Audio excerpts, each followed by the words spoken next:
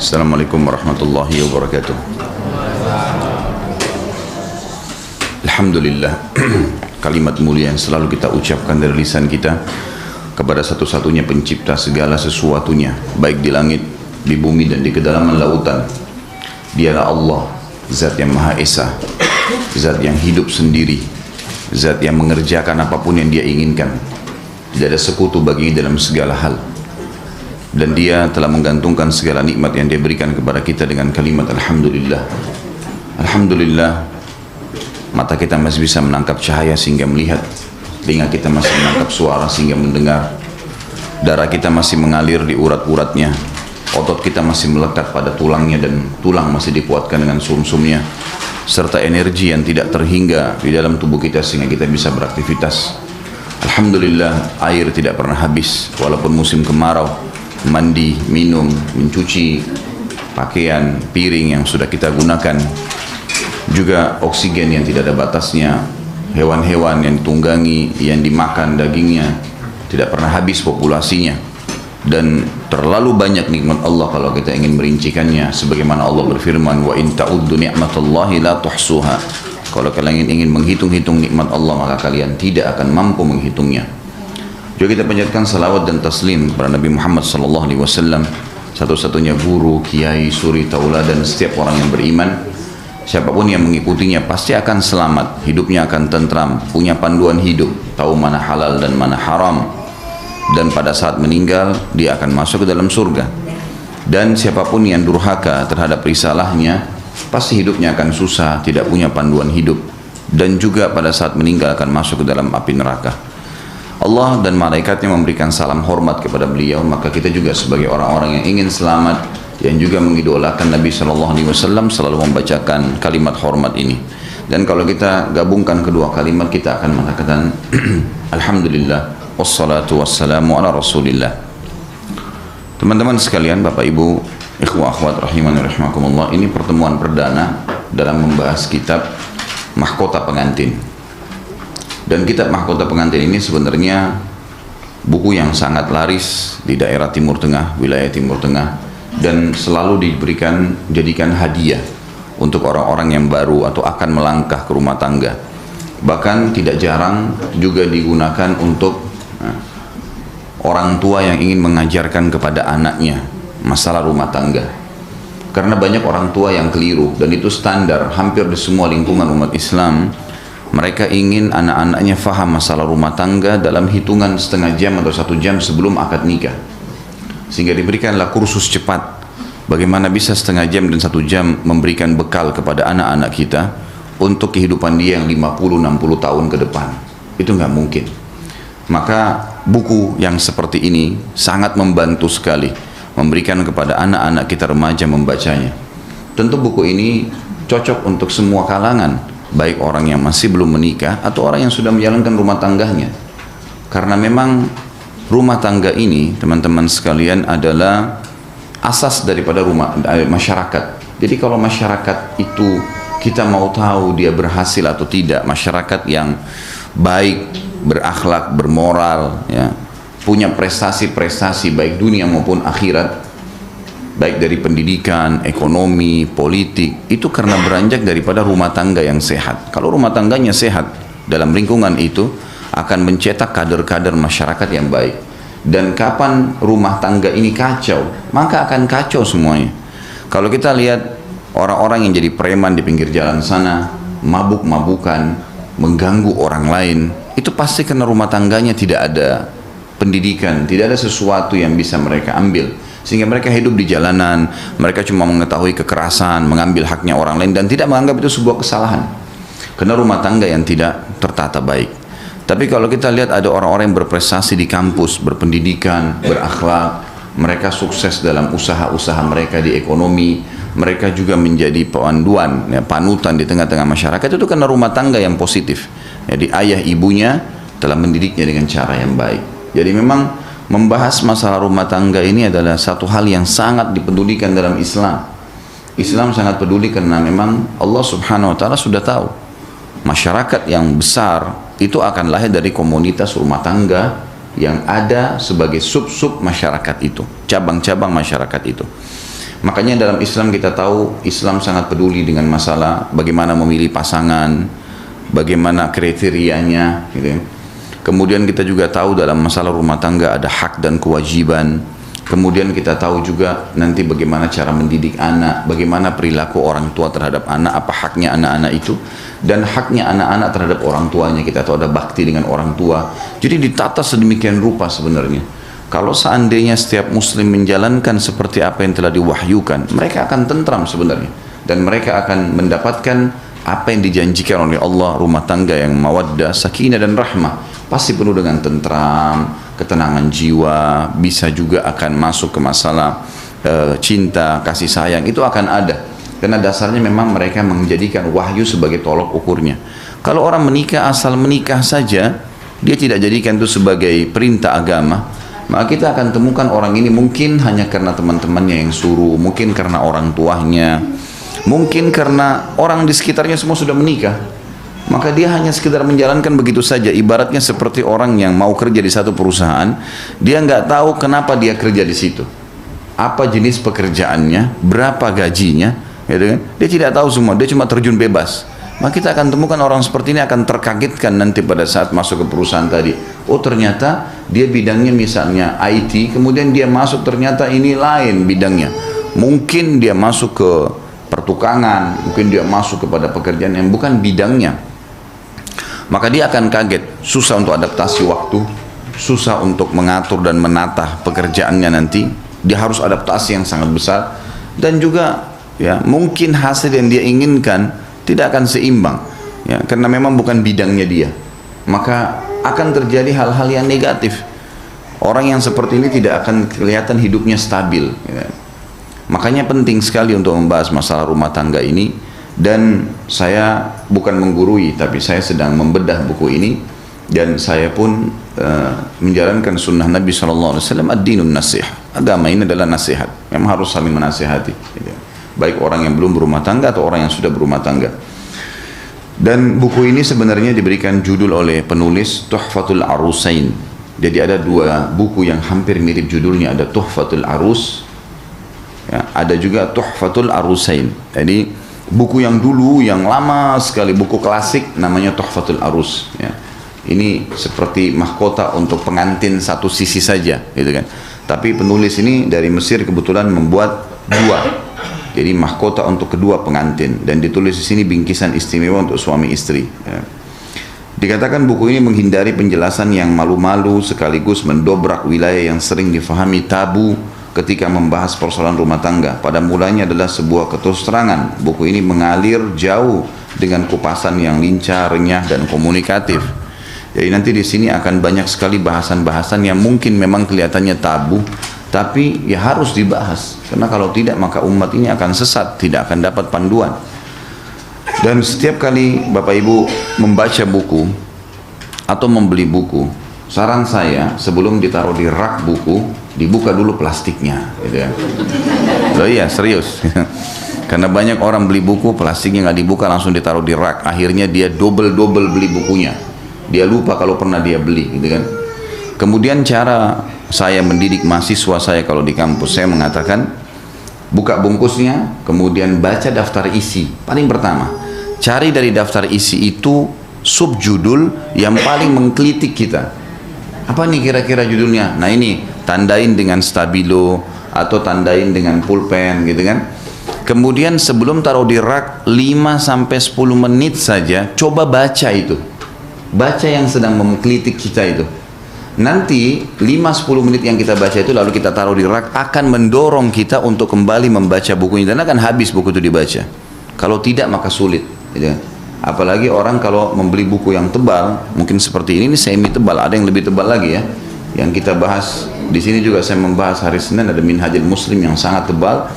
Itu memang kalau kita beli dan niatnya mau dibaca sendirian itu susah, gitu kan. Kapan waktunya? Baik kalau kita langsung memahaminya, makanya perlu dibedah. Jadi daftar isi itu sebenarnya tujuannya ditulis buku secara ya ilmiah. Tujuannya daftar isi untuk memberikan kerangka fikir. Fikirannya apa sih penulis ini? Apa yang dia mau sampaikan kepada kita sebagai pembaca? Nanti dari situ kita tahu, oh ternyata maunya dia seperti ini nih. Sebenarnya garis besar. Jadi kita sudah tahu isi buku ini semua apa sih. Gitu. Nah kalau kita merasa sudah tahu, ya sudah, gitu. Nggak perlu dibaca. Tapi kalau kita masih tahu, oh ini kayaknya saya belum tahu nih, atau saya mau tambah informasi, kita akan membacanya dari daftar isi. Ya. Saya akan mulai dengan daftar isi. Di sini ditulis oleh beliau. Ada pertanyaan pertama yang penting sekali. Beliau mengatakan mengapa perlu menikah, gitu kan. Ini ada bahasan sendiri dari halaman 6 sampai halaman 11 nantinya. Kemudian beliau punya rincian sub-sub bahasan yang besar, seperti misalnya menikah merupakan sunnah para rasul. Nanti ada contoh-contohnya kita akan baca. Kemudian waspada terhadap zina. Ada bahasan sendiri, mencintai istri, menopang ketaatan pada Allah Subhanahu wa taala. Istri-istri Nabi, siapa saja nama-namanya. Ya, karena ini kita bahas masalah rumah tangga dan suri tauladan kita adalah Nabi Muhammad SAW. Banyak orang ditanya siapa istri Nabi, dia tidak hafal kecuali Aisyah. Yang lain, gitu kan? Anggaplah Aisyah sama Khadijah. Gitu. Yang lain masih banyak yang tidak tahu. Saudah binti Zam'a tidak ditahu namanya, gitu kan? Ummu Salamah, ya. Zainab juga itu ada 2 orang, gitu kan? Yang jelas ada istri-istri Nabi nanti akan disebutkan nama-namanya supaya kita punya gambaran, gitu kan? Dan nanti akan kita berikan gambaran juga. Kenapa dalam Islam nanti akan ada bab sendiri ya, berhubungan dengan bahasan masalah poligami, bagaimana memahaminya, kenapa harus ada dalam agama Islam, bagaimana sebenarnya dituntun oleh agama sehingga tidak ada kesalahpahaman di masyarakat, karena ini dianggap tabu, gitu kan, dianggap sesuatu lebih banyak ke negatif daripada positifnya. Kemudian ada sahaya wanita Nabi SAW. Di dalam Islam juga ada bahasa, nanti akan saya jelaskan tentang hamba sahaya dalam Islam, baik laki-laki ataupun perempuan. Kemudian ada pernikahan di masa jahiliyah. Bagaimana sih pernikahan sebelum Islam datang di Mekah itu? Seperti apa keadaannya? Landasan memilih istri, kriteria istri soleha, landasan memilih suami, kesetaraan atau kafa'ah dalam pernikahan, sholat istikharah. Gitu. Kemudian dibolehkan memandang wajah wanita yang dipinang dan sebaliknya. Wanita juga boleh memandang laki-lakinya. Mahar, seperti apa panduan dalam Islam mahar itu? Keputusan Nabi SAW tentang mahar minimal dan maksimal, serta sahnya pernikahan dengan mahar hafalan Al-Quran yang dimiliki oleh suami. Kemudian ada larangan berlebih-lebihan dalam mahar. Cincin tunangan boleh atau tidak, yang dibolehkan bagi peminang setelah peminangan, apa saja yang dibolehkan. Setelah khidbah, apa yang dia boleh lakukan? Bolehkah dia komunikasi? Bolehkah ada pertemuan lagi dengan keluarganya misalnya? Kemudian nafkah untuk istri. Setelah menikah sudah mulai masuk ke dalam bahasan rumah tangga. Nafkah, apa itu nafkah? Dan kenapa harus istri yang menerima nafkah? Ya. Malam kasih sayang, malam pengantin, hukum pergi ke salon bagi perempuan, gitu kan. Mencabut bulu alis, cat kuku, memanjangkan kuku, nyanyian dalam pesta pernikahan, rukun dan syarat pernikahan, perbedaan antara ungkapan nikah sama zawaj. Ya, ini sama-sama dalam istilah agama. Doa untuk sepasang pengantin, malam pengantin, sholat dulu, ini sebelum berhubungan biologis, meletakkan tangan di atas kepala istri dan mendoakannya. Lalu ada kisah nyata yang diangkat oleh beliau berhubungan dengan malam pertama ini. Doa laki-laki ketika menggauli istrinya, apa doanya dan apa manfaatnya, memecahkan selambut kegadisan, ya, itu ada dituntun secara agama dan ada beberapa hadis menjelaskan masalah itu. Bagaimana laki-laki berhubungan seksual dengan istrinya. Pesta pernikahan atau walimah, boleh mengadakan pesta perkawinan dengan kurma, susu dan minyak samin. Kalau tidak bisa membeli kambing misalnya, karena Nabi SAW menyuruh mengiklankan dengan 1 ekor kambing. Dilarang mengundang orang kaya saja dalam walimah. Jadi undang acara makan itu dibuka untuk siapa saja boleh mampir, termasuk kalau ada orang yang lewat, orang minta-minta misalnya. Bab tentang pernikahan, syarat dalam pernikahan, wanita-wanita yang haram untuk dinikahi. Nikah tahwil, ya, ini juga akan ada penjelasan. Ada macam-macam nikah yang tidak dibolehkan, ya. Nikah sigar, nikah muhallil, nikah mut'ah, ya. Kemudian nikah yang dilakukan oleh orang yang sedang ihram, menikah dengan wanita pezina, khulu. Kalau perempuan mau narik hak suaminya karena pelanggaran-pelanggaran suami, diajukan kepada pengadilan sehingga terjadi perceraian. Nikah misyar, kemudian nikah urf. Ini semua jenis-jenis yang akan kita jelaskan nanti. Di bab poligami, karena dia masuk dalam puncak daripada rumah tangga itu, takut miskin karena banyak istri dan anak. Ada was-was yang terjadi kadang-kadang. Hak istri atas suaminya, hak-hak suami, tidak minta cerai. hak istri, pesan-pesan untuk suami istri yang berpoligami akan dijelaskan nanti. Kemudian etika berumah tangga, pergaulan yang baik, etika suami, etika istri di rumah, diharamkan menyebarkan rahasia persetubuhan, tidak menyambut suami setelah kepulangannya dari pekerjaan dengan masuk ke kamar mandi. Jadi ini ijtihad penulis ya, berusaha untuk menjelaskan secara rinci. Jangan mengingkari kebaikan suami. Bagaimana jika suami kikir, tidak memberikan nafkah, apa yang harus istri lakukan sementara dia tidak punya kerjaan misalnya? Maka ini ada bahasan sendiri. Bagaimana istri menampakkan kemarahannya pada suami kalau ada sesuatu yang dia tidak suka? Apakah dia harus merontak-rontak, dia harus memukul atau apa? Mungkin ada adabnya, dan ini akan ada adab dijelaskan nanti dengan mengenal karakter pasangan. Nasihat kepada suami agar istrinya tetap mencintainya. Nasihat untuk suami istri tinggal di rumah keluarga, baik di rumah keluarga suami ataupun istri, bagaimana semestinya diambil langkah. Bolehkah kita numpang di rumah mertua misalnya, di rumah kerabat setelah menikah, atau lebih baik kita berumah tangga sendiri? Nanti akan ada bahasan sendiri.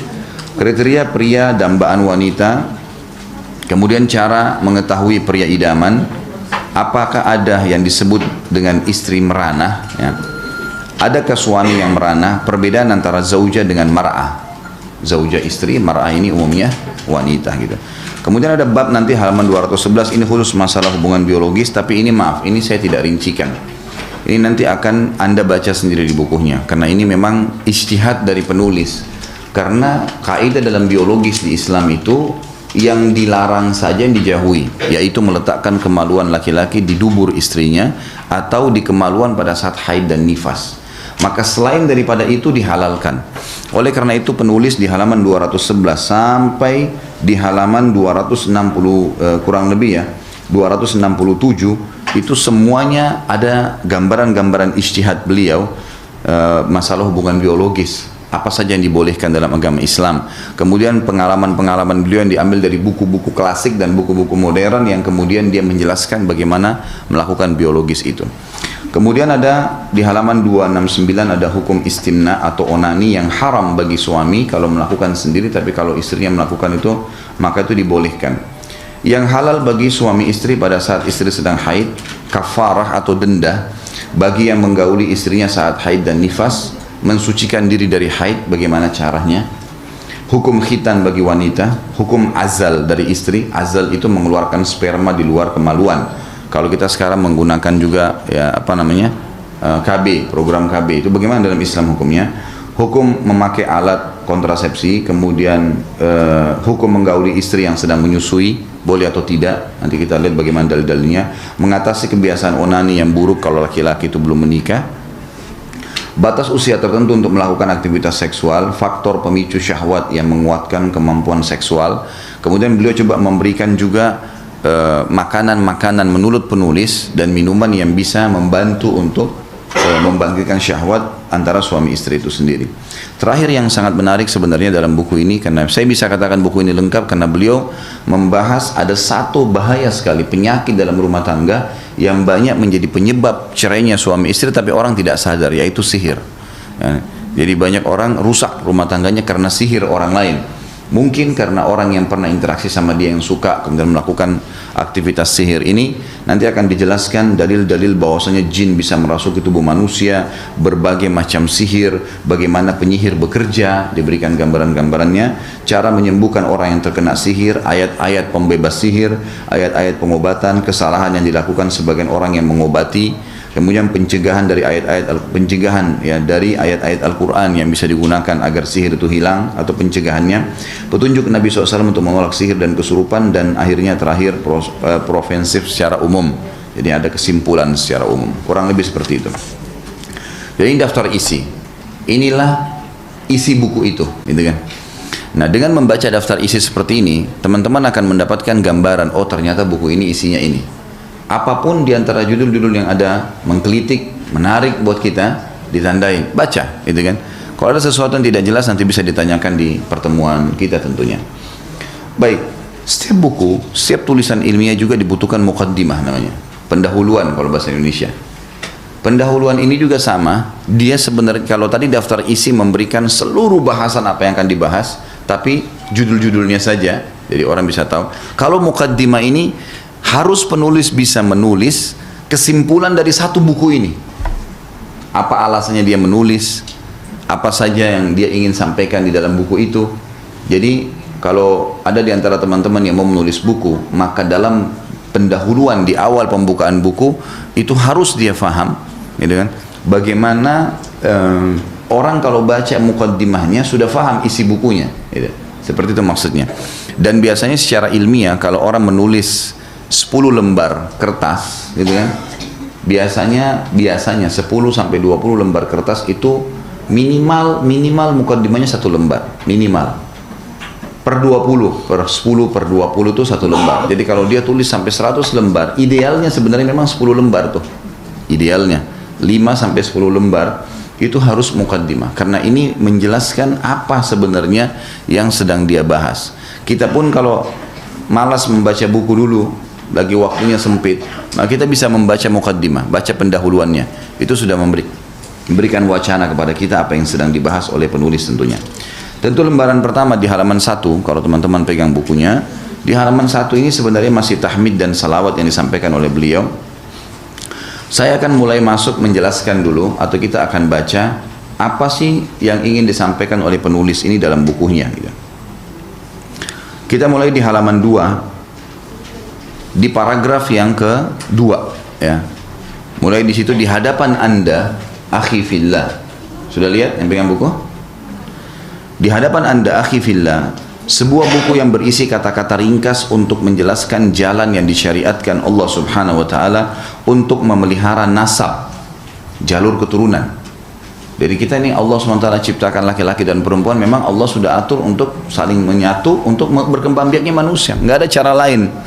Cara seperti itulah yang ada, yang umumnya. Nasab itu adalah jalur keturunan, akan terjaga dengan cara ini. Dan memakmurkan bumi. Dan akhirnya nanti lahir kader-kader manusia yang baik, dan akhirnya memakmurkan bumi ini, menjalankan seperti apa yang Tuhan kita mau, yakni pernikahan. Inilah jalan yang disyariatkan Allah bagi para hambanya untuk menyalurkan naluri seksual dan memelihara keturunannya. Jadi 2 kebutuhan dasar manusia, dia akan melampiaskan biologisnya, karena secara alami laki-laki dan perempuan butuh untuk saling menatap, butuh untuk ngobrol, butuh untuk ciuman, butuh untuk sentuhan, butuh untuk meletakkan kemaluan di kemaluan. Itu fitrah. Dan Allah mengatakan dalam Al-Quran masalah itu. A'udzubillahi minasyaitonirrajim, dalam surah An-Nisa, Zuina linnasi hubbus syahawati minan nisa. Telah dihiasi dalam diri manusia itu hubbus syahawat. Hub itu rasa suka, syahwat itu diikuti dengan hawa nafsu. Jadi memang kita butuh untuk interaksi dengan lawan jenis. Selama orang itu normal, maka akan butuh. Allah telah membebankan itu pada kita dan mengajarkan caranya. Cara yang salah zina, cara yang benar menikah. Perbedaan antara zina sama nikah adalah 5 menit saja, kalimat akad, gitu ya.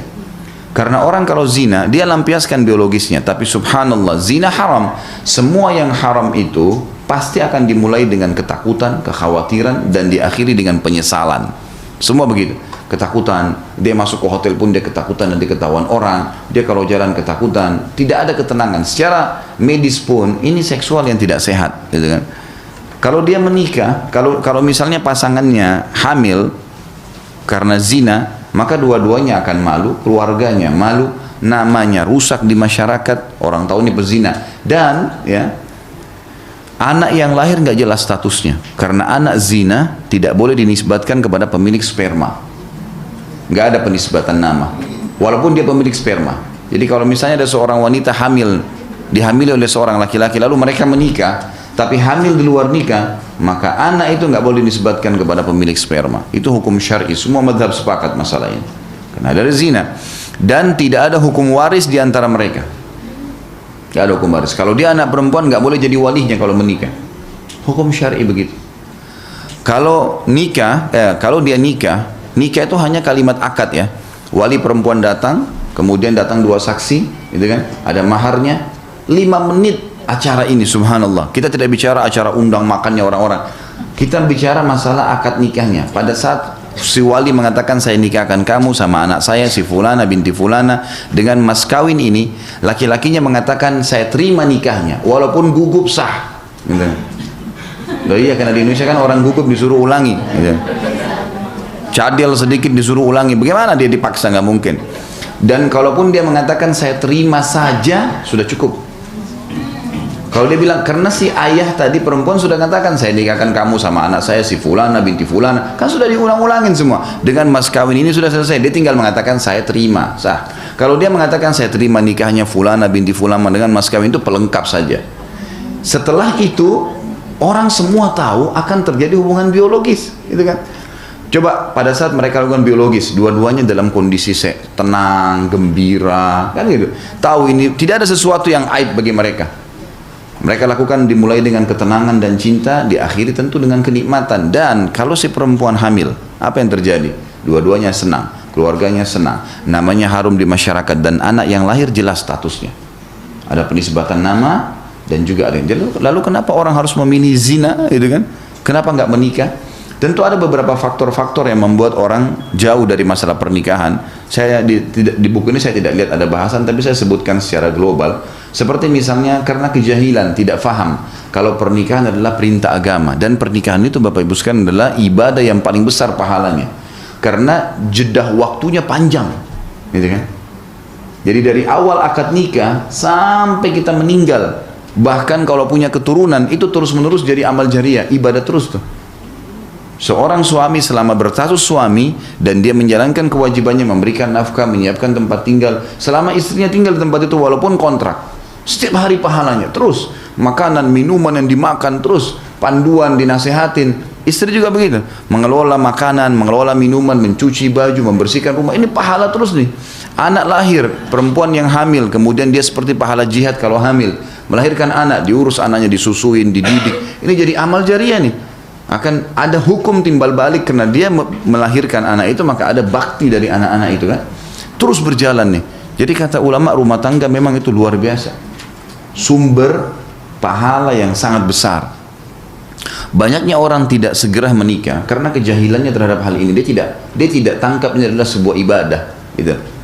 Maka tidak tergesa-gesa untuk melakukannya, padahal sebenarnya harusnya dia segera menikah.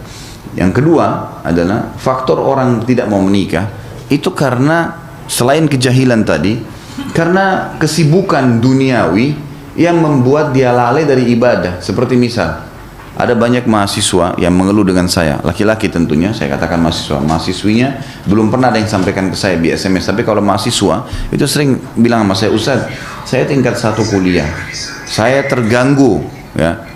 Saya sudah mulai ikut pengajian sunnah, udah mulai paham agama, tapi saya tingkat 1 kuliah, saya masih 3-4 tahun baru selesai. Saya ingin menikah, karena di dalam kampus ini saya terganggu sekali. Sana sini godaan banyak gitu. Teman-teman saya pada anggap zina itu biasa, mereka gonta-ganti pasangan, dan terbuka peluang. Saya tinggal ngomong sama siapa saja wanita, saya bisa lakukan kok. Sekarang saya ingin menikah, saya sampaikan pada orang tua saya dengan sangat tegas melarang dan mengatakan kau tidak boleh nikah kecuali sudah sarjana.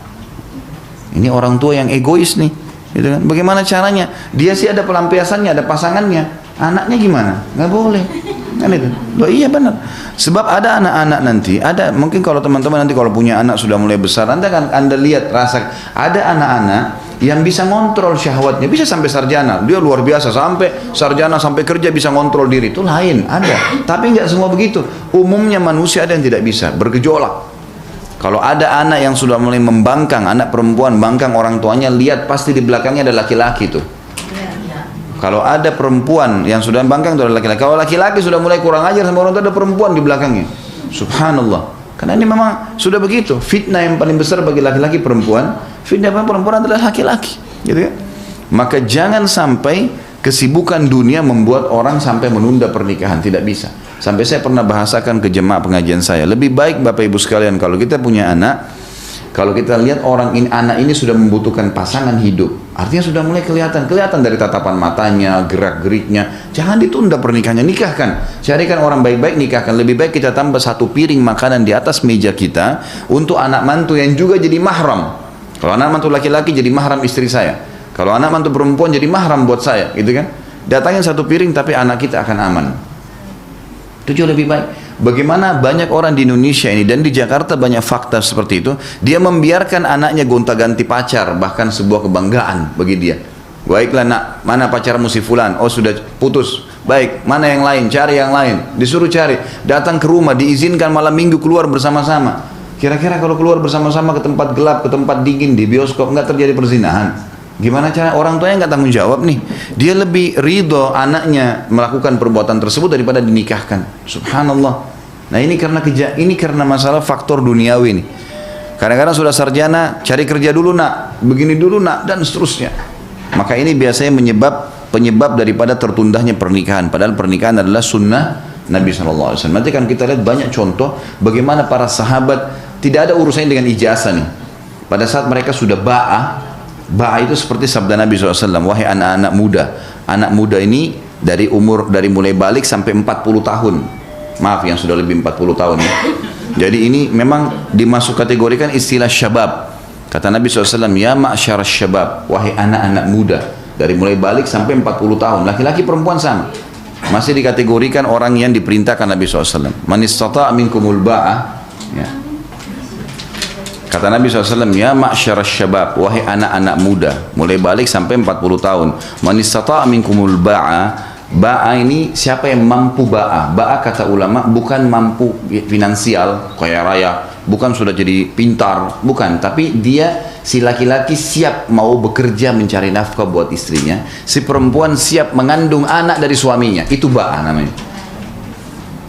Jadi tidak ada urusannya di sini dengan pendapatan. Karena nanti kalau dia sudah nikah, si suami sudah diwajibkan harus kerja. Lalu hiduplah sama-sama. Ya kalau pendapatannya cuma satu piring makan berdua, ya sudah itulah, itu kan. Jalani. Bukan harus sudah punya mobil mewah, sudah punya rumah yang besar. Itu susah gitu kan. Maka akan tertunda semua pernikahan. Kata Nabi SAW itu. Jadi harusnya dia menikah. Falyatazawwaj, menikahlah. Fa innahu aghaddu lil basar wa ahsanu lil farj. Karena dia akan sangat menjaga ya, penglihatan seseorang dari hal-hal yang haram dan akan menjaga kesucian, kehormatan, kemaluan kalian. Waman lam yastati, kalau ada orang yang sudah syahwatnya ada tapi dia belum mampu, dia masih belum punya ba'ah. Artinya dia merasa masih butuh ilmu untuk belajar, gitu kan. Tapi ini juga tidak boleh lama. Kata Nabi SAW, fa'alaihi bis-saum, dia harus puasa. Fa'innahu lahu wija, karena dia akan menjadi penolong baginya untuk sementara meredam syahwatnya. Karena yang memberikan syahwat adalah makanan dan minuman. Maka itu akan redam kalau seseorang puasa, karena tidak banyak mengkonsumsi makanan dan minuman. Ini yang dimaksud, tapi ini pun dalam batas waktu tertentu. Jadi sini dikatakan oleh beliau bahwasanya pernikahan ialah jalan yang disyariatkan Allah bagi para hambanya untuk menyalurkan naluri seksual dan memelihara keturunan. Sudah saya tadi berikan perbedaan antara nikah sama zina, dengan manfaat-manfaatnya. Segala puji bagi Allah yang telah menjadikan nikah bagian dari syariatnya agar menjadi jalan bagi hambanya untuk memakmurkan bumi, bahkan untuk menyalurkan syahwatnya. Dalam semua ini ia mendapatkan pahala. Jadi tadi selain orang itu misalnya kalau zina dapat dosa besar, kalau orang menikah itu dapat pahala besar. Pahala besar pada saat biologis ya. Jadi kalau zina kita dikecam, tidak boleh sama sekali, haram, dosa besar. Bahkan Nabi SAW mengatakan masuk dalam kategori 7 dosa besar yang membinasakan. Setelah syirik, durhaka dengan orang tua, masuk setelahnya zina, riba, gitu kan. Jadi zina ini masuk dalam 7 dosa besar yang membinasakan, karena akan merusak nasab, gitu kan, mempermalukan namanya dia. Ini harus difahami teman-teman sekalian ya, karena di Indonesia dijadikan senjata oleh sebagian orang tuh. Kalau orang tuanya nggak setuju, dia hamil dulu di luar nikah. Nanti toh juga akan dinikahkan. Nah karena dia nggak paham hukum sebenarnya, ini anak yang lahir tidak dinisbatkan kepada dia, percuma aja. Tidak ada nisbat nama dan tidak ada warisan di antara mereka. Dan kalau anak perempuan tidak boleh jadi walinya. Itu jelas sekali. Walaupun anak itu tetap berlaku hukum padanya, berbakti pada ibunya, gitu kan. Kalau ayah ini dianggap orang yang memang berlaku sebagai suami ibunya, mahramnya juga, tapi bukan ayah dia. Ini pentingnya, harus diketahui itu. Kalau ada yang mengatakan lalu bagaimana sudah terlanjur berjalan Ustaz, memang dalam hukum Allah harus ditetapkan Bapak Ibu sekalian. Kalau kita sekali loloskan nih, buka, oh nggak apa-apa deh orang hamil di luar nikah, nanti nikah sama pasangannya boleh-boleh saja. Semua orang akan lakukan itu, gitu kan? Nah ini haram, nggak boleh, harus ditinggalkan. Jadi 1-2 orang dihukum, yang lainnya akan berhenti melakukan kesalahan itu. Kata Nabi SAW dalam hadis yang sahih, gitu kan? Fi bidi ahadikum sadaqah, di kemaluan kalian ada pahala yang besar.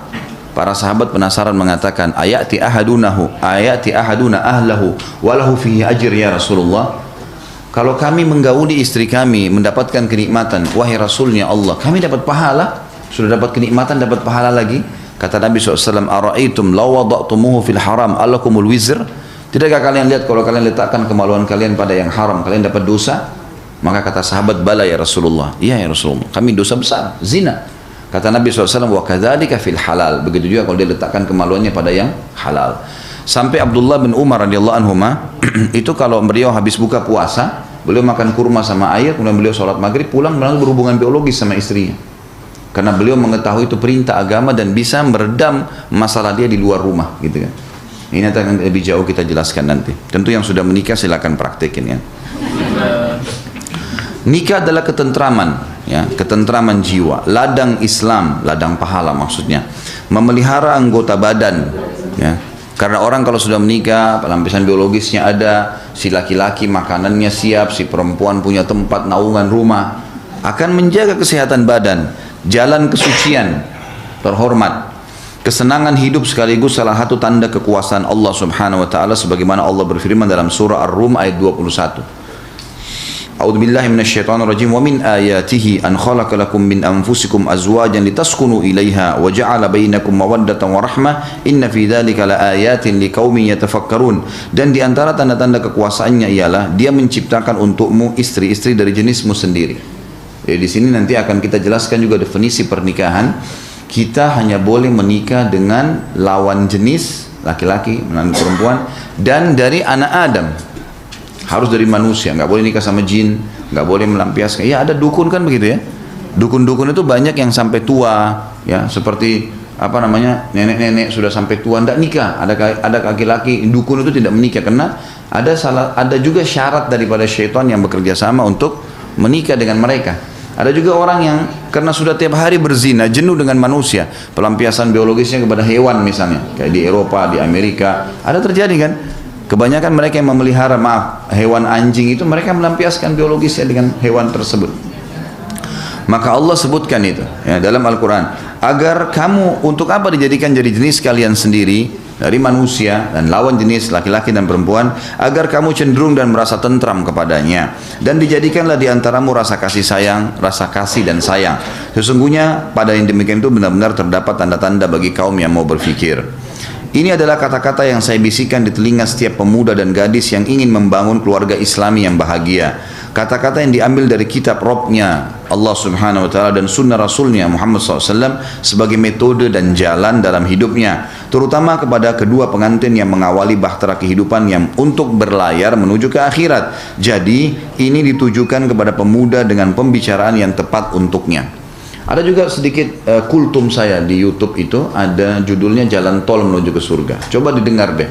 Saya kurang dari 15 menit ada saya bahas tentang rumah tangga adalah jalan tol menuju ke surga. Dan memang betul teman-teman sekalian. Begitu akad nikah, mulailah ladang pahala terbuka besar di depan mata kita. Bagaimana tidak? Seorang perempuan hanya melayani, mendatangkan air, buatin kopi, bersihin baju, masuk surga. Meninggal masuk surga, gitu kan? Itu sudah cukup, sudah ladang pahala. Kalau dia mencari lagi ladang pahala di luar rumahnya cuma tambahan, dalam rumahnya sudah luar biasa. Dia tidak usah repot-repot keluar rumahnya. Jadi perempuan walaupun berputar-putar di rumahnya saja itu sudah cukup buat dia.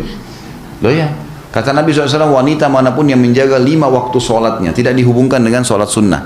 Sunnah tambahan berarti. Dan berpuasa Ramadannya tidak dihubungkan dengan puasa sunnahnya. Dan melayani suaminya. Padahal yang ma'ruf, yang dibolehkan dalam agama, kalau dia meninggal dia boleh masuk dari 8 pintu surga yang mana dia mau. Tinggal tunggu mati, selesai masuk surga tuh. Luar biasa mudahnya, gitu kan? Bagi laki-laki juga begitu.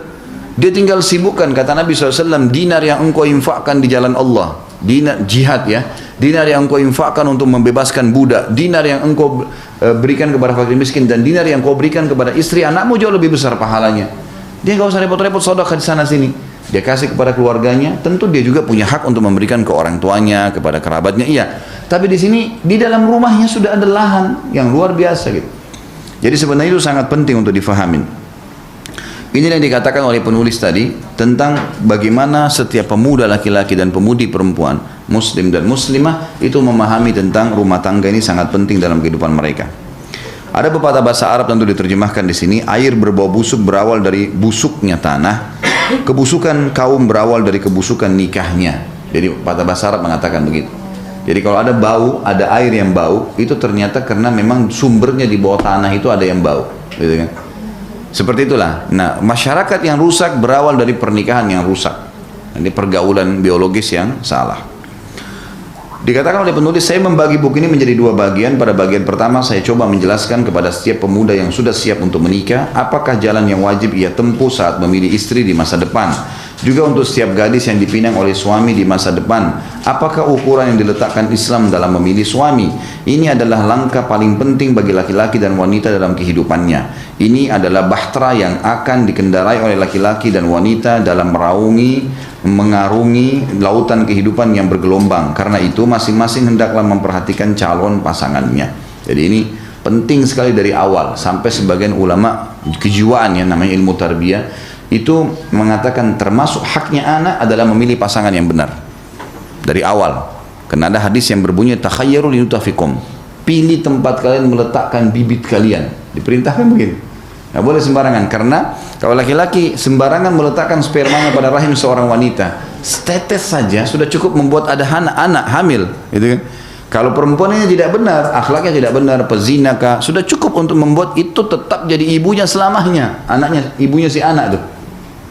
Begitu pula si perempuan salah memilih suami, status spermanya jatuh ke rahimnya hamil, maka si laki-laki seburuk apapun dia tetap akan dinisbatkan jadi ayahnya. Kan bahaya sekali ya.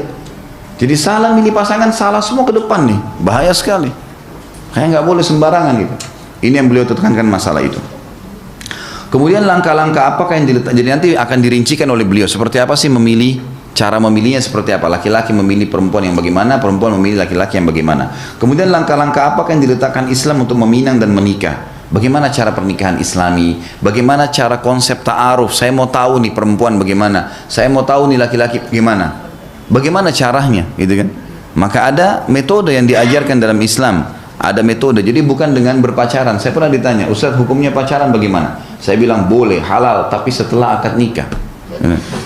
Loh iya, setelah akad nikah pacaran sepuasnya, pergi makan berdua, jalan berdua, macam-macam, tidur sama-sama, nginep di hotel, nggak ada yang, silakan pacaran sepuasnya, tapi jangan sebelum nikah, karena haram dalam Islam, kan gitu. Cuma tinggal menempatkan pada tempatnya saja. Dikatakan oleh beliau kemudian langkah-langkah apakah yang diletakkan Islam untuk meminang dan menikah serta segala yang mengiringi akad dan perjanjian yang kuat. Masalah akad nikah, Allah berfirman, A'udzubillahi minasyaitonirrajim wa akhadna minkum mitsaqan ghalidha. Surah An-Nisa ayat 21. Dan mereka istri-istri kalian telah mengambil dari kalian perjanjian yang kuat. Maksudnya pada saat kita mengatakan saya terima nikahnya dari wali itu, kita sudah mengambil perjanjian yang kuat. Artinya saya siap bertanggung jawab terhadap perempuan ini, gitu kan? Itu di mata Allah Subhanahu wa taala. Perjanjian inilah yang akan mengikat kedua belah pihak dengan ikatan kasih dan cinta hingga hari kiamat. Karena kalaupun meninggal tidak sempat cerai, ketemu nggak di hari kiamat? Ketemu, gitu kan? Akan bersatu, sama-sama beriman akan bersatu sampai di surga nantinya. Nah. Perjanjian ini yang akan mengikat kedua belah pihak dengan ikatan kasih dan cinta hingga hari kiamat. Setelah itu saya membicarakan tentang malam pengantin dan adab-adab yang harus dimiliki laki-laki dan perempuan. Setelah menikah pun maka ada adab-adabnya. Dan nanti akan saya titik beratkan teman-teman sekalian, jangan pernah belajar biologis dari film porno. Ini benar-benar nggak boleh, mutlak. Bagaimana bisa seseorang, bukan alhamdulillah bukan saya, seseorang sama istrinya duduk nonton film porno berdua. Si istri leluasa melihat si laki-laki yang bukan mahramnya tadi dengan kelebihan fisiknya, dengan warna kulitnya yang lebih, kalau itu semua lebih dari suaminya, kira-kira apa yang akan terjadi? Dia pasti pada saat biologis pun tidak akan sehat, dia akan bayangkan siapa yang dia lihat di film itu kan. Sama halnya si laki-laki tadi, bagaimana istrinya bisa membiarkan dilihat perempuan yang jauh lebih sempurna daripada dia? Kenapa saya akan dicari yang sempurna supaya bisa menarik, supaya laku filmnya? Lalu itu satu sisi, melihat ini sudah merusak secara moral dan hubungan ya, sehingga biologis yang tidak sehat nanti akan kita titik beratkan banyak dalam bahasan itu nanti. Yang tidak sehat adalah membayangkan orang lain, dan sebagian ulama mengatakan membayangkan orang lain bisa masuk dalam bab zina, awal-awal zina. Maka harus menikmatin pasangan sendiri, dan caranya harus gundul basar, harus jaga penglihatan dari yang haram tuh, nggak bisa enggak. Ini harus digarisbawahi gitu kan. Jadi harus hati-hati berhubungan dengan masalah. Yang kedua, kita mendukung perzinahan. Orang lagi zina kita lihat, gitu kan? Walaupun hanya berdua sama suami, walaupun hanya sendirian, ya kita sama saja mendukung perzinahan. Kita beli kasetnya, duitnya sudah haram tuh. Kemudian kita tonton, belum lagi ada orang yang luar biasa, ya, dia bukan loyal dalam kebaikan, ngajak orang ke masjid, ngajak orang nonton rame-rame, kan itu. Ini bahaya sekali. Berapa banyak dosa yang dia dapatkan? Ini bahaya sekali. Yang ketiga, mengajarkan biologis yang tidak Islami, karena mereka akan pakai cara-cara mereka.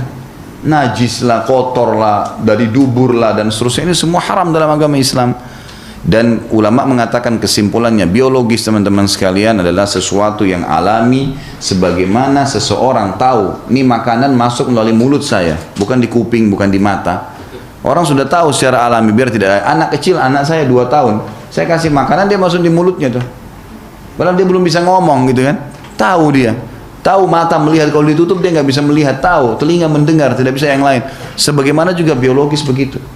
Kita cukup mengambil teori-teori, dan syariat sudah mengajarkan secara panjang lebar. Buku ini mendetail sekali merincikan masalah itu ke depannya, ada bahasannya.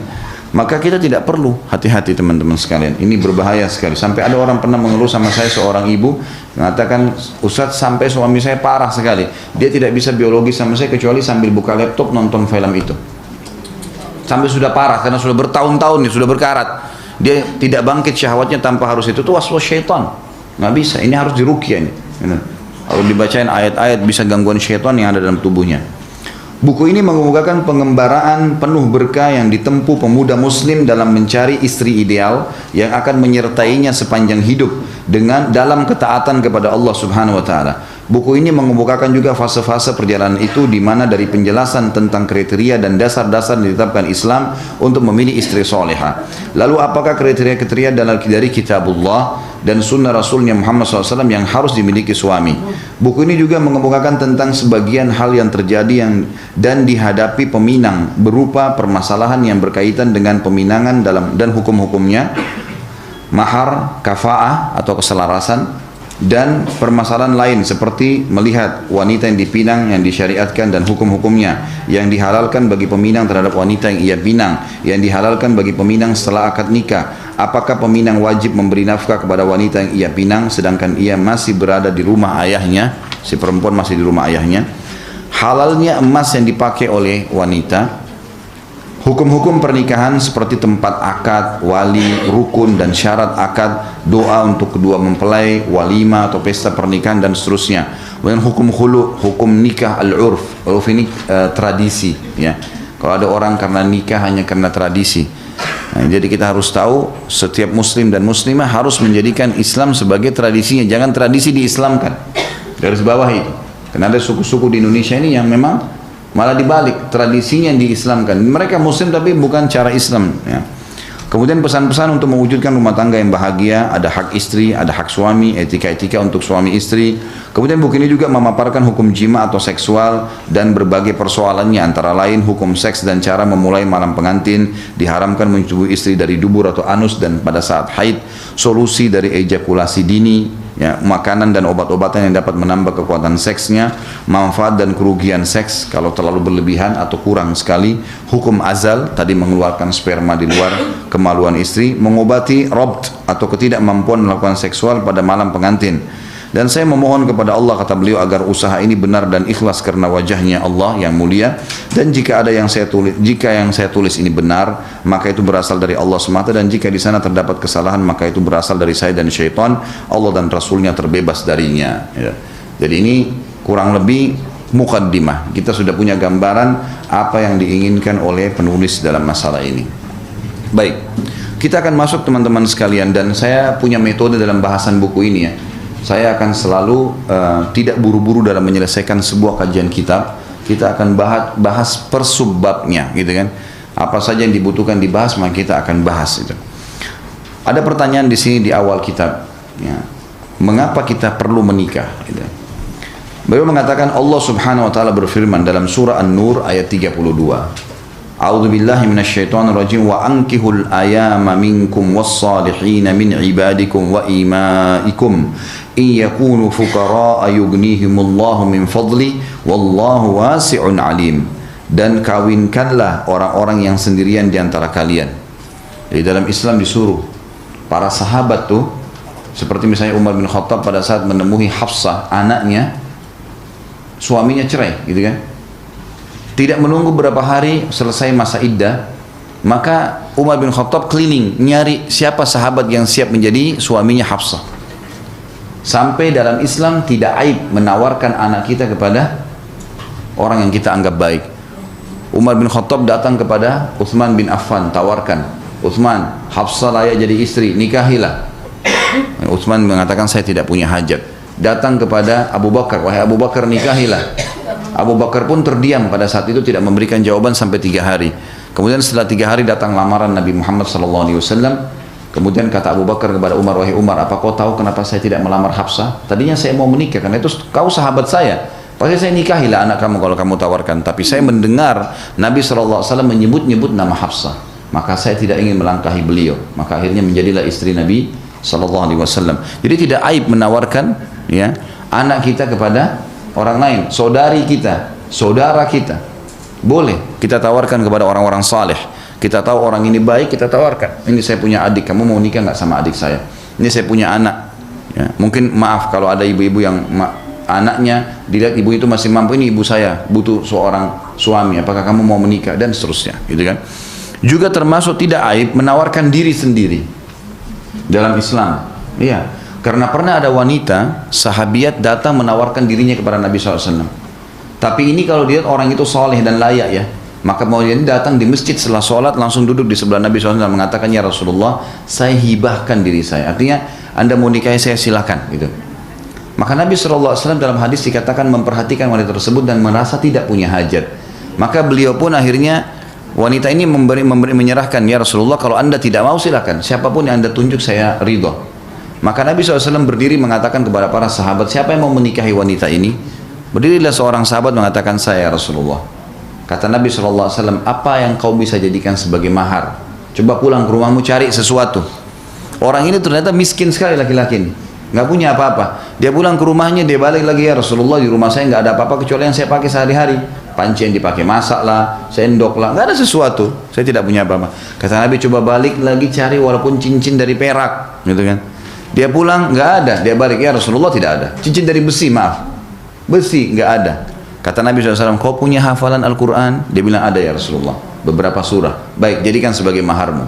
Lalu dinikahkan oleh Nabi SAW. Nanti ada bahasan itu di minimal mahar, dengan sahnya menjadikan ayat Al-Quran sebagai mahar, gitu kan.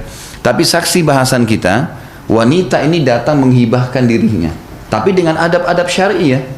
Misalnya ada, saya siap untuk menikah. Apakah jadi begini? Para sahabat begini contohnya. Kalau ada seorang sahabat yang mati syahid di medan perang, gitu kan, maka istrinya otomatis punya iddah 4 bulan 10 hari. Gitu. Maka sahabat-sahabat di Madinah itu lewat di depan rumah istri-istri mujahidin yang meninggal ini, mereka mengatakan, wahai Ummu Fulan. Kalau dia punya anak dikatakan, wahai Ummu Fulan, kalau selesai masa iddahmu beritahukan kepada kami. Ini bahasa isyarat dia mau menikahinya. Lalu kalau memang perempuan itu tertarik, dia sudah tahu si fulan yang datang menawarkan itu. Selesai masa iddah dia balas dengan kata santun juga mengatakan, wahai Abu Fulan, masa iddah kami sudah selesai. Artinya kalau memang kamu mau melamar silahkan. Dan itu terjadi di zaman Nabi SAW. Tidak ada sesuatu yang aib di situ, gitu kan? Jadi bukan aib untuk menawarkan diri kalau memang sifatnya positif dan punya adab-adab. Bukan berarti masalah perzinahan ya. Karena kita melihat orang itu layak untuk menjadi pendamping hidup, gitu. Seperti itu, laki-laki ataupun perempuan. Ya.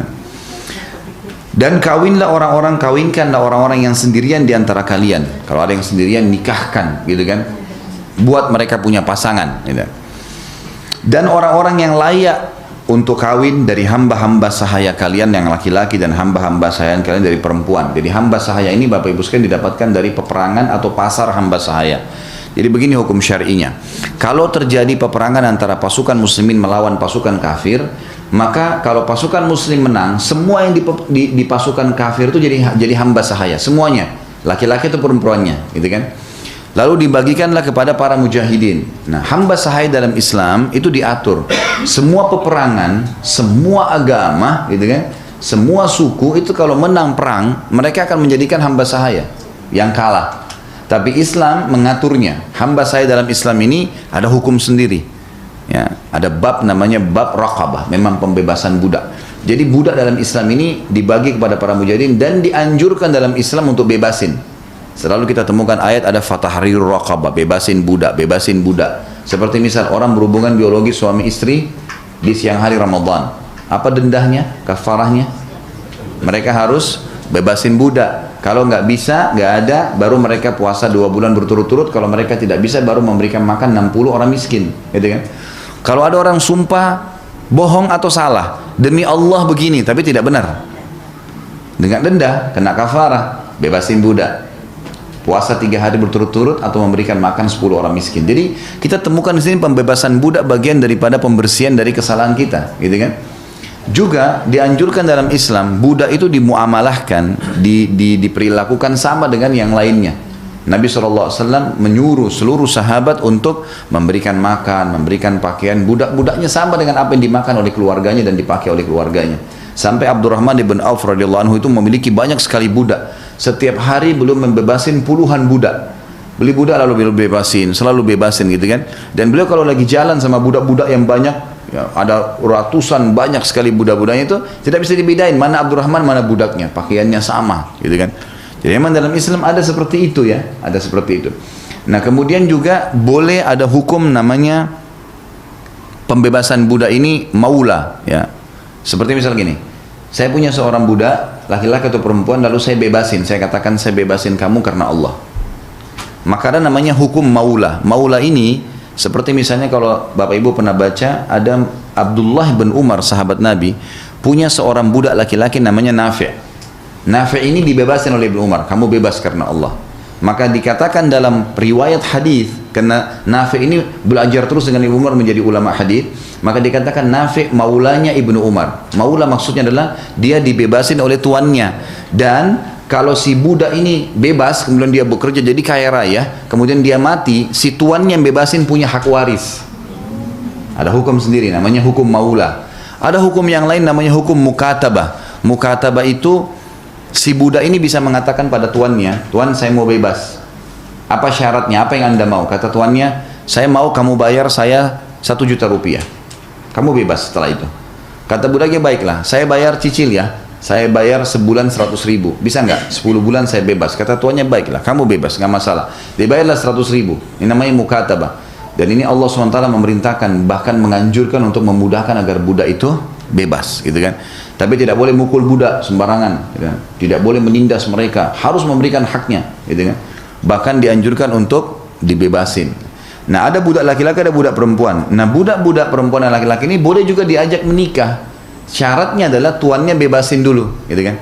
Kamu bebas ya, saya bebasin, baru menikahlah, ya. Jadi ini termasuk yang dimaksud dalam ayat tadi dikatakan, dan nikahkanlah hamba-hamba sahaya kalian laki-laki dan hamba-hamba sahaya kalian perempuan. Boleh juga dinikahkan antara hamba sahaya sama hamba sahaya. Seperti kalau pernah dengar ulama besar namanya Hasan Basri. Pernah dengar ya? Hasan Basri itu ibu dan ayahnya budak.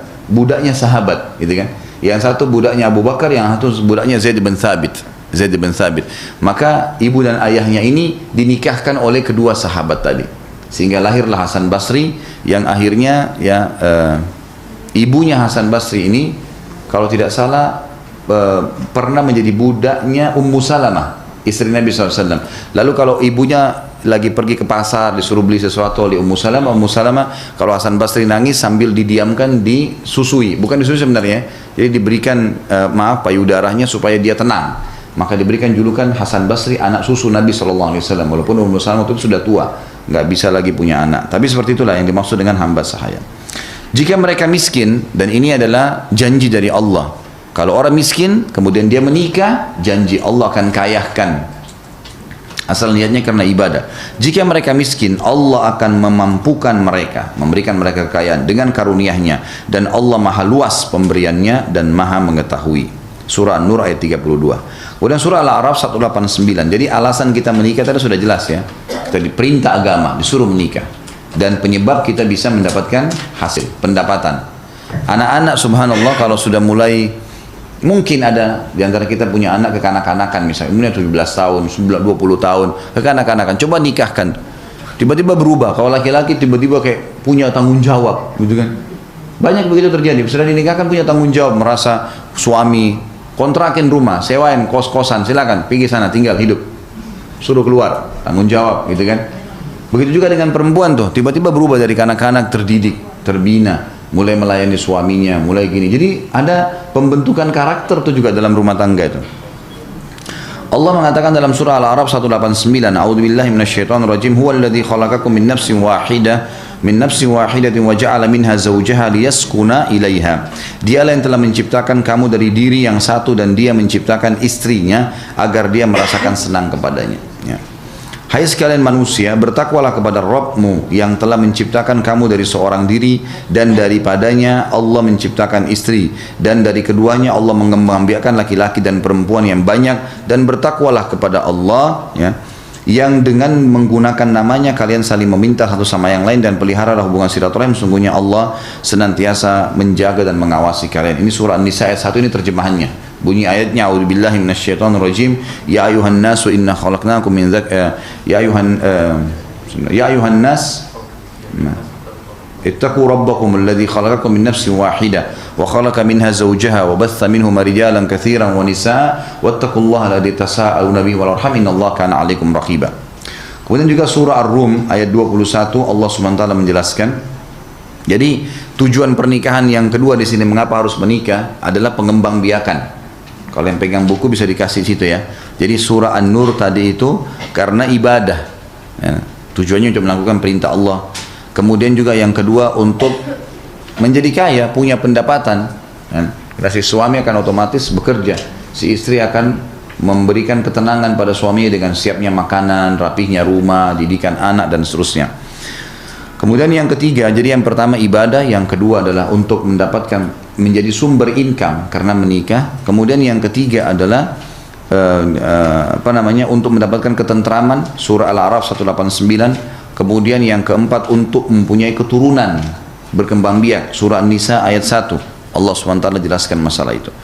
Kemudian surah Ar-Rum ayat 21 yang artinya, dan diantara tanda-tanda kekuasaannya ialah dia menciptakan untukmu istri-istri dari jenismu sendiri supaya kamu cenderung dan merasa tentram kepadanya, dan dijadikan diantaramu rasa kasih dan sayang. Sesungguhnya pada demikian itu benar-benar terdapat tanda-tanda bagi kaum yang mau berfikir. Wa min ayati an khalaqalakum min anfusikum azwaja litaskunu ilaiha wa ja'ala bainakum mawaddatan wa rahmah inna fi dzalika laayatin liqaumin yatafakkarun. Ya. Jadi ini termasuk juga tujuan daripada kenapa harus menikah, untuk mendapatkan ketentraman jiwa, cinta dan kasih sayang.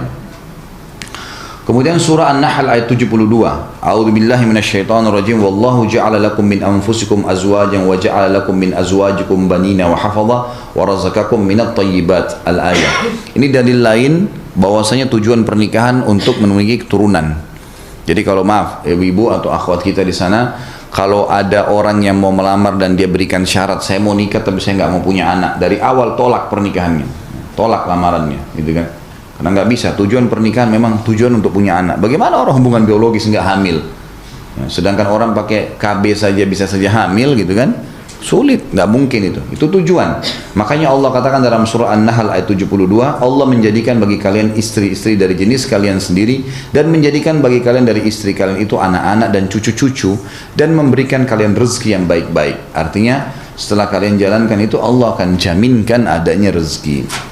Rasulullah SAW yang berakhlak Al-Quran menganjurkan dan memotivasi kita untuk menikah. Imam Bukhari meriwayatkan dari Abdurrahman bin Yazid radhiyallahu anhu, ia berkata, dakhaltu ma'a Alqamah wal Aswadi ala Abdullah, faqala Abdullah, kunna ma'a Nabi sallallahu alaihi wasallam shababan la najidu syai'an, faqala lana Rasulullah sallallahu alaihi wasallam, ya ma'syara syabab man istata'a al-ba'a falyatazawwaj fa innahu aghaddu lil basari wa ahsanu lil farj wa man lam yastati' fa alayhi bis shaum fa innahu lahu wija.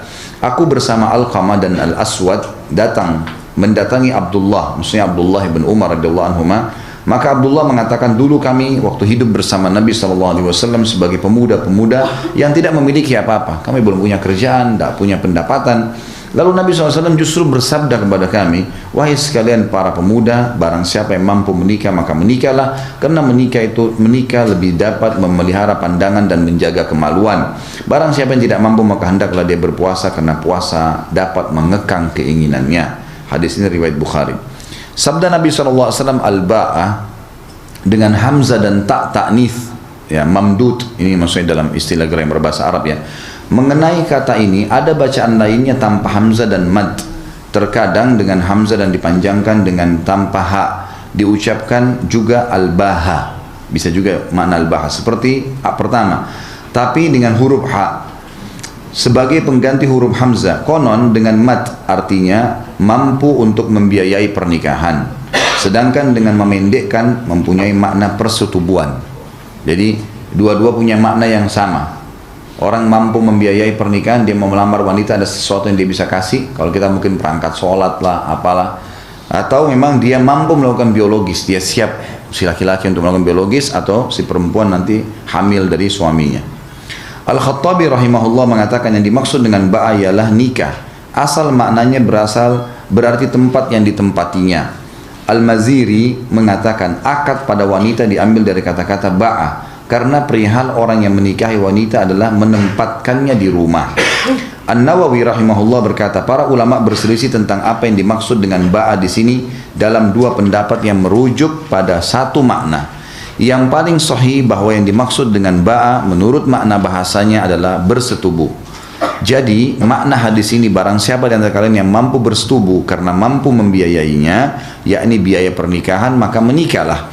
Dan barang siapa yang tidak mampu bersetubuh maka tidak mampu membiayainya. Yang dimaksud karena tidak mampu membiayai, tidak mampu nanti memberikan sesuatu pada istrinya, maka hendaklah ia berpuasa untuk menolak syahwatnya dan memutuskan keburukan keinginannya, sebagaimana orang yang dikebiri. Ya, maksudnya di sini orang kalau dikebiri kan haram dalam Islam, tapi kita tidak ada kebiri itu, diganti dengan puasa.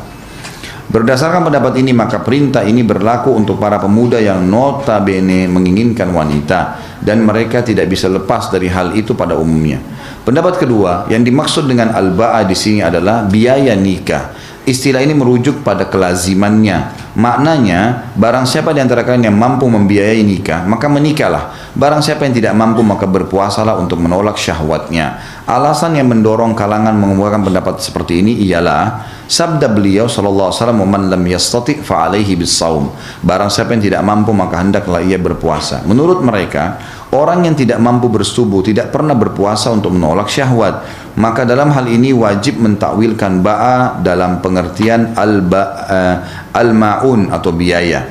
Kalangan yang berpendapat dengan pendapat pertama memisahkan dari hal ini dengan makna perkiraan tersebut. Alasan tersebut dibungkakan oleh Al-Bazi, namun Iyad menjawab tidak mustahil bila kemampuan itu berbeda-beda. Maka yang dimaksud dengan sabda Nabi SAW, barang siapa yang mampu menikah ialah mencapai usia yang mampu untuk bersetubuh, maka hendaklah ia menikah. Dengan demikian sabdanya, barang siapa yang tidak mampu, yaitu tidak mampu untuk menikah. Jadi di sini sebenarnya beliau datang merincikan hadis satu persatu. Dan sebenarnya kita mungkin menganggap, kok apa pentingnya sih untuk membahas definisi seperti ini, merincikan? Bukankah cukup cuma dijelaskan saja ba'a berarti sudah siap menikah? Maka ulama tidak melihat seperti itu, karena penjabaran seperti ini bisa nanti akan mengambil sebuah kesimpulan untuk memudahkan ini menjadi sebuah fatwa yang semua orang bisa lakukan. Makin mudah makna daripada sebuah kalimat dari hadis atau ayat, makin mudah untuk diaplikasikan, gitu kan? Jadi makin sulit maknanya, makin sulit diaplikasikan. Makanya ulama sering menjabarkan, dan ini sudah tradisi dalam buku-buku fikih kita. Sabda Nabi SAW, "Falyatazawwaj," maka hendaklah ia menikah, termasuk tambahan pada kitab As-Siyam dari jalur Abu Hamzah dari Al-A'mash di sini mengatakan, "Fa innahu aghaddu lil basar wa ahsanu lil farj." Karena itu lebih menundukkan pandangan dan lebih memelihara kemaluan. Sedangkan sabda beliau aghaddu artinya asyadu ghadban, ya, lebih menundukkan, dan ahsanu artinya lebih memelihara dan melindungi dari terjerumusnya ke dalam kenistaan. Maksudnya kemaluannya, kalau dia jadukan pada kemaluan yang salah, tidak dengan akad nikah, maka akan ada kenistaan, terhina, malu, dan seterusnya. Sabdanya adalah fa innahu lahu wija, karena puasa dapat mengekang keinginannya, yakni melindunginya.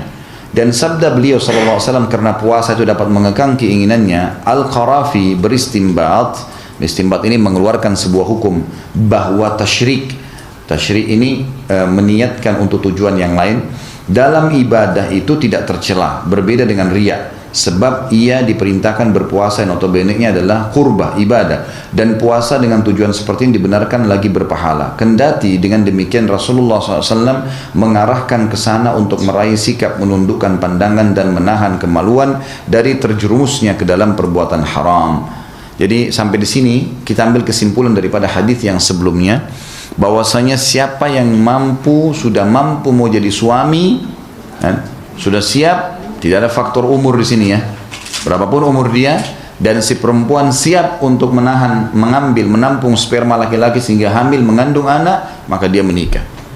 Perhatikan, tidak ada faktor masalah ekonomi di sini, tidak disebutkan, gitu kan? Faktor situasi, tempat, kondisi nggak disebutin, gitu kan? Artinya memang pernikahan dalam Islam biar lagi genting, kata ulama, lagi perang, boleh seorang muslim menikah, gitu kan? Dalam kondisi seseorang itu tidak punya ekonomi yang mapan, boleh menikah. Dalam kondisi misal ya lagi terjadi kelaparan merata, tetap orang menikah, gitu kan? Karena itu juga adalah sebuah kebutuhan. Jadi ini yang mau diambil kesimpulan dari penjabaran para pendapat ulama tadi. Kemudian ada wasiat Nabi SAW untuk setiap laki-laki kalau mau menikah. Apa yang dia harus lakukan? Ada hadis sahihain, riwayat Bukhari Muslim.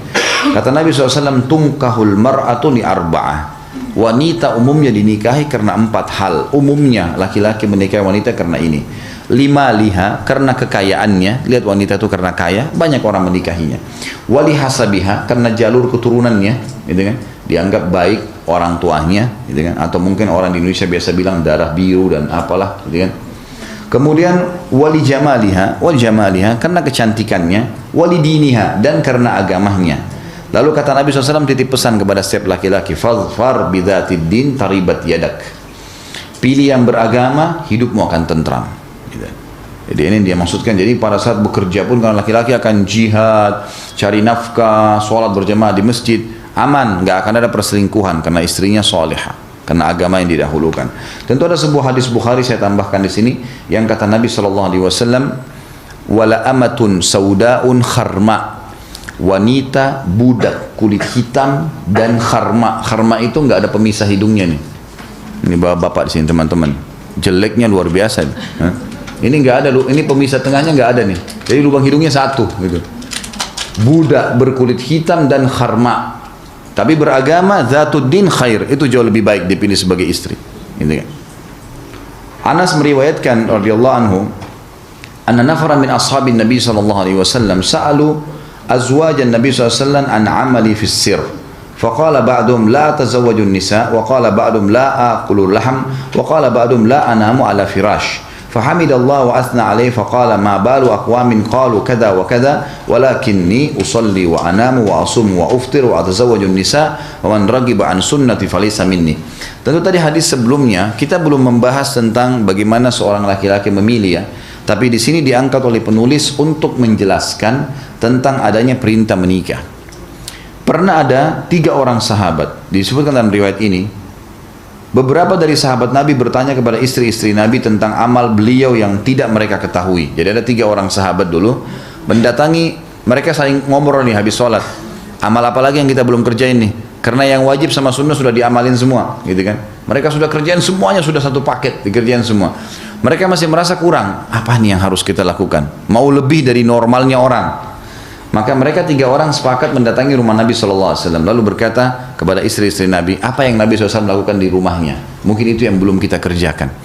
Maka kata sebagian dari mereka mengatakan ya, pada saat Aisyah, dalam riwayat ini dikatakan Aisyah berkata, Nabi SAW di rumah seperti laki-laki kalian mengerjakan di rumahnya, bantu istrinya, istirahat pada saat dia butuh istirahat, bahkan Nabi SAW menjahit sendiri sendalnya yang putus. Maka sahabat-sahabat yang 3 orang ini dalam hadis dikatakan ka'annahum akalluha, seakan-akan mereka nganggap remeh. Ya kok cuma gitu sih, gitu kan. Kesannya begitu. Maunya mungkin sholat 1000 rakaat, maunya zikir apa yang orang tidak normal lakukan, gitu kan. Maka ketiganya keluar, lalu 3 ini berikrar masing-masing. Yang pertama mengatakan, aku tidak akan menikahi wanita. Sekarang aku tidak mau nikah wanita, mau ibadah terus. Ya kan? Yang satu lagi, sebagian yang lain berkata, aku tidak mau makan daging. Ya kan? Ada riwayat lain mengatakan aku puasa dan tidak mau berbuka puasa, gitu kan? Jadi nanti kalau misalnya sampai maghrib nih masih kuat, tahan sampai besok, puasa terus. Hari ketiga kalau sudah tidak tahan baru buka puasa. Jadi yang tidak normalnya orang lakukan. Yang ketiga mengatakan aku tidak akan pernah tidur di kasur mulai sekarang. Malam hari nggak mau tidur. Nanti kalau ngantuk sekali baru tidur. Jadi sholat malam terus, gitu kan? Nggak pakai tidur. Maka Nabi SAW mendengarkan, lalu beliau naik di atas mimbar, beliau memuji Allah dan menyanjungnya, lalu beliau membacakan salawat untuk diri beliau sendiri SAW, dan beliau berkata, mengapa ada sebagian orang yang berkata begini dan begitu, demikian dan demikian. Maka ketahuilah, ada riwayat lain saya tambahkan di sini yang hampir serupa dan mengatakan, Nabi mengatakan, saya orang yang paling bertakwa kepada Allah di antara kalian, dan saya sholat. Saya tidur dan saya sholat. Saya tidur di malam hari, saya juga sholat. Saya puasa dan saya berbuka puasa, dan saya juga menikahi wanita. Siapa yang menolak sunnahku, bukan dari golonganku. Bukan dari golonganku. Nabi SAW juga, diriwayatkan oleh Ibnu Abbas secara marfu. Marfu maksudnya adalah, ya, disampaikan oleh Ibnu Abbas langsung dari beliau, diangkat ke Nabi SAW. Lam nara lil mutahabbin mithlan nikah. Jadi kalau orang yang mau cari cinta sebenarnya, pelampiasan biologis, ya, bermesraan yang luar biasa adalah pernikahan. Kata Nabi SAW, kami tidak melihat dua orang yang saling mencintai sebagaimana pernikahan. Tidak ada yang lebih mudah daripada itu. Hanya dengan akad nikah, maka mereka bisa saling menjaga, saling membentuk komunitas, dan seterusnya. Dan dalam Sahih Muslim dari hadis Abdullah bin Umar, ia berkata, Rasulullah SAW bersabda, ad-dunya mata'un wa khairu mata'id dunya al-mar'atus salihah. Dunia adalah kesenangan, dan sebaik-baik kesenangan dunia adalah wanita yang salihah. Kalau tadi laki-laki diwasiatkan untuk mencari juga yang beragama, perempuan, sini juga, ya, laki-laki juga diingatkan, sebaik-baik perhiasan dunia adalah wanita yang salihah. Dahulukan agamanya si calon itu. Rasulullah SAW menganjurkan umatnya agar menikahi gadis yang baik-baik dan memiliki ketaatan agama. Dalam Sunan An-Nasai dan dari Abu Hurairah, bahwasanya Rasulullah SAW bersabda, allati tasurruhu idza nadhar wa tuti'u idza amar wa la tukhalifu fi nafsiha wa maliha bima yakrah. Wanita, ciri wanita yang bisa dijadikan sebagai istri adalah wanita yang menyenangkan suami jika memandangnya. Ya, jadi tujuan pernikahan harusnya cari istri yang seperti itu. Jadi apapun yang istri suaminya suka, dilakukan sama dia. Mentaatinya jika memerintahkannya, apapun yang dikatakan, lakukan ini, jangan lakukan ini, ditaati, dan tidak menyelisihinya dengan apa yang tidak disukainya, berkenan dengan diri dan hartanya. Di sini penulis mengangkat hadis ini untuk masih masalah kenapa menikah, ya, masih judul itu. Jadi kita belum masuk ke dalam penjabarannya yang panjang lebar. Jadi hadis-hadis ini masih diangkat untuk menjelaskan kalau ada perintah agama untuk menikah. Di antaranya juga hadis Nabi SAW, ini yang memerintahkan mendahulukan menikah dengan gadis daripada janda. Alaikum bil abkar fa innahunna a'zabu afwahan wa antaqu arhaman wa arda bil yasir. Menikahlah kalian dengan gadis karena mereka lebih manis mulutnya. Di sini terjemahan keliru, ya. Maksudnya bukan lebih manis mulut di sini, artinya mereka lebih bisa menjaga lisan. Beda dengan orang yang sudah punya pengalaman, gitu kan. Lebih jernih rahimnya karena belum pernah dibubuhi oleh sperma yang lain, dan lebih ridho dengan yang sedikit. Artinya kalau misalnya dia sudah pernah menikah sebelumnya, kemudian sudah pernah ada pendapatan, gitu kan. Misal suami pertama dulu yang sudah meninggal atau cerai memberikan dia 1 juta atau 3 juta atau 10 juta per bulan. Menikah dengan suami kedua mampunya tidak sampai ke situ. Maka gadis yang belum pernah punya suami, dia bisa lebih menerima keadaan, ya, daripada suaminya. Tentu kita belum merincikan hadis ini, ya. Nanti akan ada bahasannya. Ini hanya penyampaian dari Nabi SAW, hadis yang dikumpul oleh penulis yang membuktikan memang ada perintah untuk mencari pasangan, menikah, dan seterusnya. Ketika Jabir radhiyallahu anhu menikah dengan seorang janda, maka Nabi SAW mengatakan kepadanya, ala tazawwajta bikran tulaibuka wa tulaibuha wa tudahikuka wa tudahikuha. Mengapa engkau tidak menikah dengan gadis yang bisa bermain-main denganmu dan engkau bisa bermain-main dengannya? Ia bercumbu denganmu dan engkau juga bercumbu dengannya. Maksudnya di sini adalah ada perintah bagi laki-laki mendahulukan gadis. Jadi di sini bukan berarti janda itu aib, bukan, sama sekali. Nanti akan ada bahasan hadis-hadis. Nabi SAW menikahi janda, gitu kan. Ini juga Jabir menikahi janda. Kemudian Abdurrahman, ada sahabat Nabi yang lain juga menikahi janda. Banyak yang menikahi janda dan banyak yang menikahi istri-istri para mujahidin. Dan itu tidak ada aib dalam Islam. Tetapi kita melihat ada hadis Nabi yang menganjurkan untuk memprioritaskan gadis. Yang lebih banyak ditangkap oleh para ulama agar perempuan-perempuan itu tidak berumur tua baru menikah. Yang dimaksud sini gadis sebenarnya adalah fokuslah kepada anak-anak perempuan yang memang harusnya jangan dibiarkan mereka tumbuh tanpa suami, gitu loh. Itu lebih banyak maknanya ke situ hadisnya. Nabi SAW menganjurkan untuk menikah wanita yang banyak anak dan tidak menyukai wanita yang tidak bisa melahirkan anak. Jadi kita boleh memilih wanita yang memang siap untuk punya anak, ya siap untuk punya anak, atau memang wanita itu dasarnya subur, jadi kita boleh mencari tahu tentang informasi itu. Misal kita tahu dari orang tuanya, dia bersaudara berapa orang, kan bisa ketahuan, karena tujuan menikah juga punya keturunan, gitu kan. Kata Nabi SAW, kata Ma'qil bin Yasar radhiyallahu anhu, ja'a rajulun ila Rasulillah SAW faqala inni asabtu imra'atan dhata hasabin wa mansib illa annaha la talidu afa atazawwajaha fanahahu thumma atahu ath-thaniya fanahahu thumma atahu ath-thalitha fanahahu faqala tazawwajul waludul wadudu fa inni mukathirum bikum. Seorang laki-laki datang kepada Rasulullah SAW seraya mengatakan, sungguhnya aku mendapatkan seorang wanita yang memiliki kedudukan dan juga memiliki kecantikan di sini, ya, karena ada dzatu hasabin wa mansib dalam bahasa Arab, punya kedudukan, punya keturunan, ya, punya kekayaan. Aku menemukan wanita yang siap menikah, tapi seperti ini keadaannya, punya kelebihan fisik, punya kelebihan jalur keturunan yang baik, punya kelebihan harta. Tapi dia punya masalah satu, tidak bisa melahirkan, mandul. Maka apakah aku boleh menikahinya ya Rasulullah? Karena dia minta saran Nabi, ya. Jadi sahabat ini minta datang saran Nabi. Maka seorang muslim kalau diminta saran menyampaikan, apalagi Nabi SAW. Maka Nabi SAW mengatakan jangan. Kemudian dia datang yang kedua kali minta izin sama Nabi, ya Rasulullah saya mau nikahi dia. Bagaimana saran anda? Kata Nabi jangan. Sampai 3 kali.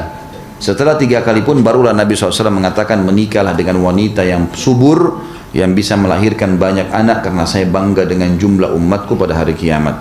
Nanti akan saya jelaskan juga pada pertemuan-pertemuan akan datang bagi akhwat kita terutama. Kalau melahirkan dalam Islam selain memiliki pahala yang besar, karena pahalanya setiap kali hamil sama dengan jihad bagi laki-laki. Yang kedua, ternyata ada penelitian dari medis, ya, tim medis muslim, ya memang ada penelitian ternyata wanita Allah bebankan melahirkan, hamil, itu justru karena berhubungan dengan masalah kesehatannya.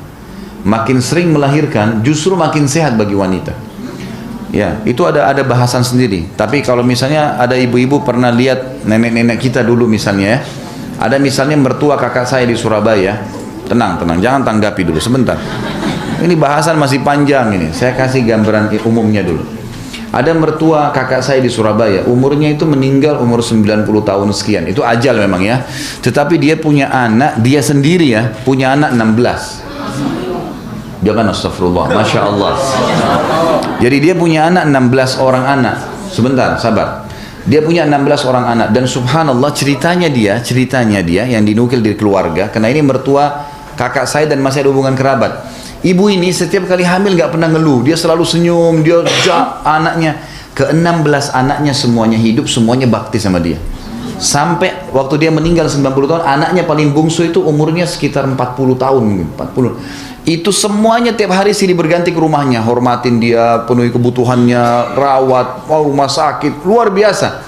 Dan orang melihat nanti setelah anak-anaknya besar baru bilang, luar biasa ya orang kalau punya anak banyak, ya.